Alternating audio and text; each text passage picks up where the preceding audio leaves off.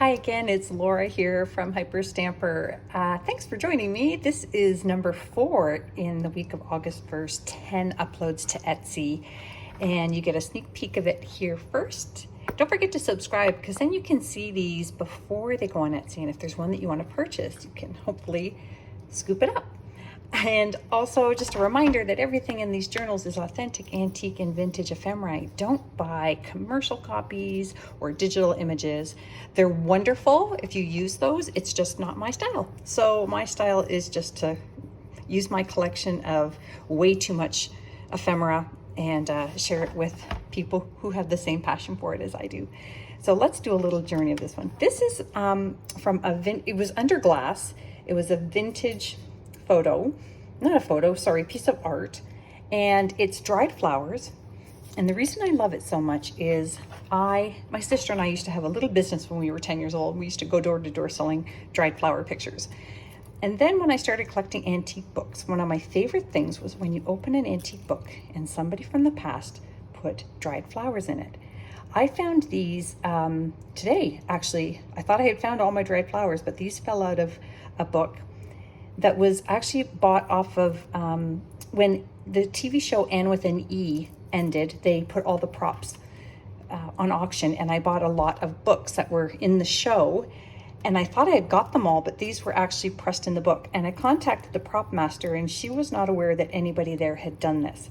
I'm not saying these are 100 years old like the books they came from, but they are certainly at least vintage. Isn't that wonderful? So they will be in a journals soon, by the way. Let's take a little look here. The backing here is from an 1899 newspaper, and the original book here is called The Nor'westers. It is a vintage book. So let's take a little look inside this beauty. Beautiful first pages that I've left in. And it's actually about a Canadian story, and it is from 1954. And I left in these first few pages, and then we jump right into a children's book page with a farm, which I thought was great for this particular book because Saskatchewan is mostly farms, and lovely images here. And of course, then we jump right into the French almanac, which I'm going to show you. The French almanac is from Paris, and it was a daily almanac, and it was published after the year was finished. And this one is from Paris, as you can see. So I'll show you the flip side of it before I go any further. And there we go. That's from 1938, from June 25th and 24th. I made this out of an a vintage book page. I believe it's an encyclopedia type page. And this is a tag I made out of antique paper. And this is a 1898 stereoscope photograph. And that would have been used with a contraption that was sort of like a Viewmaster.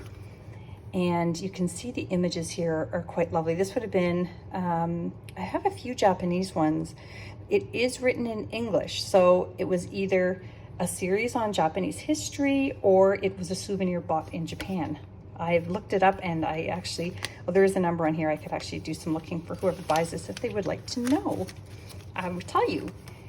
Over here, I just love the little titles that I pull out of books. Here, look at this one, Music's Magic Spell, and then the music page there and a little bit of hand stamping. This postcard here is from the very early 1900s. I'm going to say probably around 1912 to 1915. Okay, and then just tucked in behind here is a vintage recipe book page. And when you flipped it over, there was advertisements from the local businesses who supported the fundraising for that recipe book. And here we all love the original ledger pages. This is a purchases, bills payable, accounts payable from June 1926. Can you see that up there? And this is a page from a theater arts magazine from the 1950s. Now remember, this almanac page from Paris is during the war, so some of the articles are really super interesting and very satirical and very pro-France. This is a lovely page about the water and the beaches. Isn't that gorgeous? I'm actually going to be doing a beach journal. I'm just desperately trying to find enough ephemera to fill it. Here we go. There's tea-dyed pages there that I hand stamped on. I made those just for extra journaling space. So they're not antique or vintage. Those are new. Just full disclosure there. And I just ripped this a little bit, so I'm going to replace it. But you will have another one in here that's an antique book page as well. My bad. I'm going to leave that tucked up so I remember to replace that. And that's on a vintage doily. Here we go. Antique paper does tend to crumble or tear. And I always say to people, don't worry if it does. Just that these pages are over 100 years old, some of them. So they've paid their service to the world. Just tuck them back into one of the many pockets that I give you. I did leave this open here as a pocket for somebody to stuff their own ephemera into there, or photographs. This is a lovely poem that I found in a book. Let Us Dream Again by Winifred Jackson. And you can just flip that up and do some more journaling here. And that's put on top of a vintage page as well. Just a little cluster here with some old tape that somebody had used in a book. And this lovely image from the Big Storybook from the 1940s. Isn't that sweet? I still have lots in there to share. And another antique book page. And this lovely, beautiful from Virginia. I have a wonderful client from Virginia who will probably love this. It is from this giant book here, America's Garden Book. And that's from the 50s. Isn't that pretty? And I put some 1930s Monopoly money in here.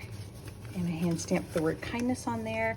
And one of Pearl Shop's 1950s receipts created journal on as well. There's the flip side of that beautiful table doily. Another little cluster. A little booklet here I made out of a vintage dictionary page from the 40s and just some extra antique paper that was trimmed off when I trimmed the pages for the book. And a little tag here that I made for you to journal on as well. And again here I have some vintage sewing instructions and a lovely page here from the 1930s music sheet. And there's another that pattern instruction sheet again. And this here is another lovely picture from a vintage recipe book. This looks like an outdoor party, hot dogs and popcorn. And believe it or not, that came out of this book, Glamour and the Hostess. Isn't that fun? I just think that's hysterical. That's a vintage book as well. And this is a 1926 ledger sheet that you can use, and it is mounted on top of this May 1921 music sheet. Isn't that awesome? I love it. Oh, I'm so pleased with this journal. I'm so pleased. Goodbye, Liza Jane. And look at this title. Whoopee-tee-yi-yo. Hysterical.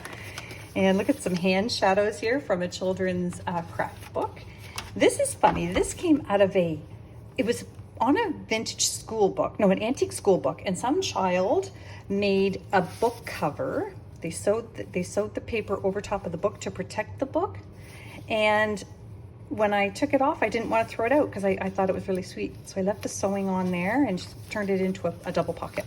And this is a page from the original book here that you can journal on the back of, the Nor'westers book that this is made from. And over here I made a double pocket, and you've got some lovely ledger paper here, a vintage Canadian stamp, a 1907 newspaper, 1945 dictionary page, and an early 1900s antique book page. And this is from the 50s. And let me just show you the wonderful images on here. This is a raincoat theme.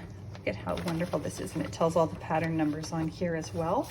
And on the flip side, little boys' cowboy outfits. Oh my God, I didn't even notice this when I folded it. That's wonderful. And there's a little girl, cowgirl there. Oh, that's pretty special. That's awesome.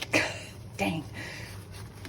Okay, I would have kept that if I see the cowboys, but I can't now because I showed you already and I don't feel like reshooting this. Okay, I'm just gonna leave that there for now.